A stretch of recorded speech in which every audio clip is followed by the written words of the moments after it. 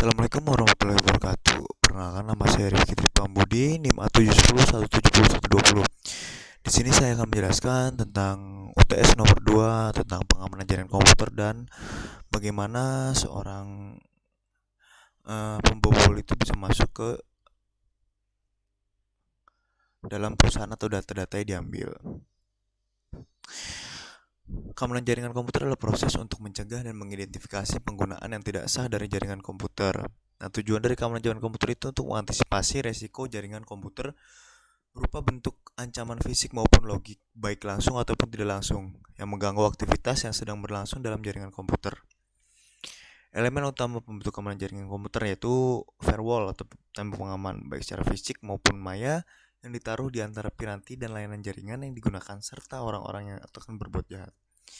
Nah, setelah itu dibuatlah rencana pengamanan yang akan diimplementasikan bersama dengan user lainnya agar menjaga sistem tidak bisa tembus dari luar.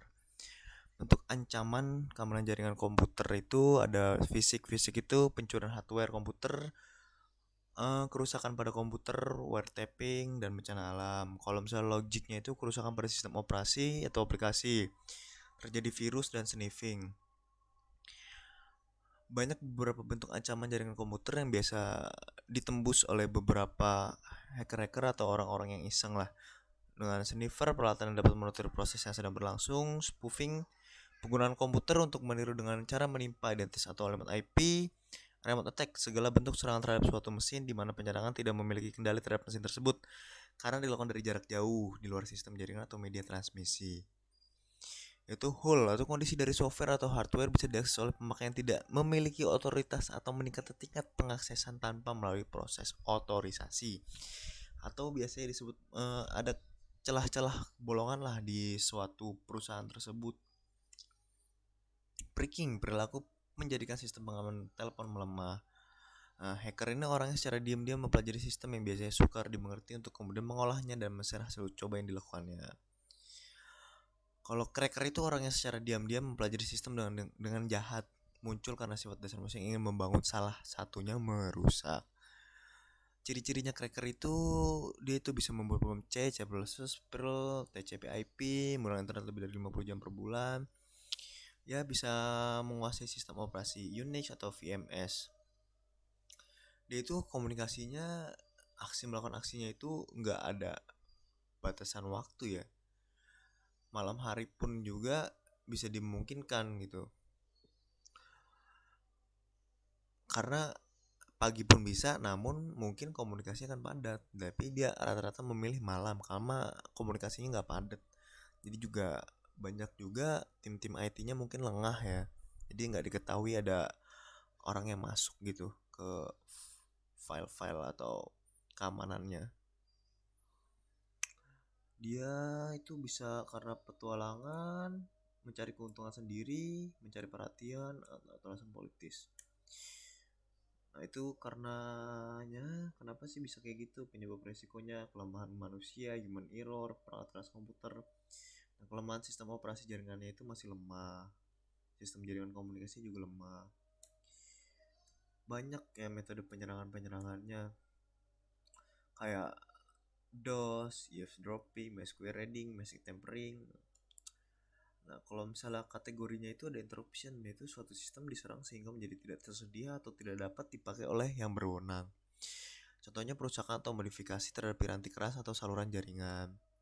Interception itu user yang tidak berhak mendapat akses file, contoh penyadap terhadap data dalam suatu jaringan.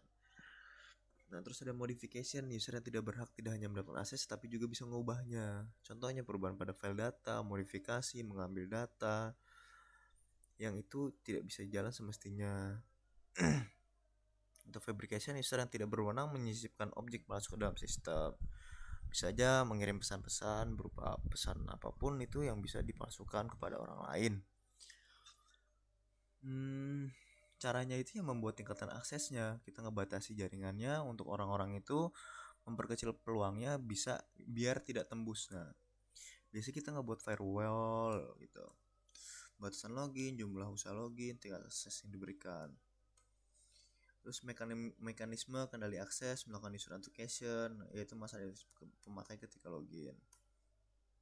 Banyak metode autentikasi ya. banyak cara-caranya lah. Terus kita juga harus waspada terhadap rekayasa sosial, misalnya mengaku teman ini atau mengaku sebagai eksekutif ini. Nah itu juga harus dihimbau tuh, kalau misalnya itu bisa juga dia menipu-nipu kan, jadi membuat rekayasa mengaku-ngaku sebagai keamanan lah. Terus sistem autentikasi user juga harus diperkuat. Sistem integrity sama security datanya. Terus upaya pengamanannya banyak sih, ada OTP, salting, terus tantangannya apa. Nah itu kayak biasanya kan buat email, atau biasanya juga waktu itu dulu kan buat Yahoo, email Yahoo itu seingat saya itu pasti ada nama-nama, apa sih hewan kesukaan kamu, terus apa apa yang kamu sukai, hobinya. Nah itu bisa jadi autentikasi tuh, setahu saya dulu Yahoo kayak gitu. Nah ini contoh-contoh dari produk autentikasi user.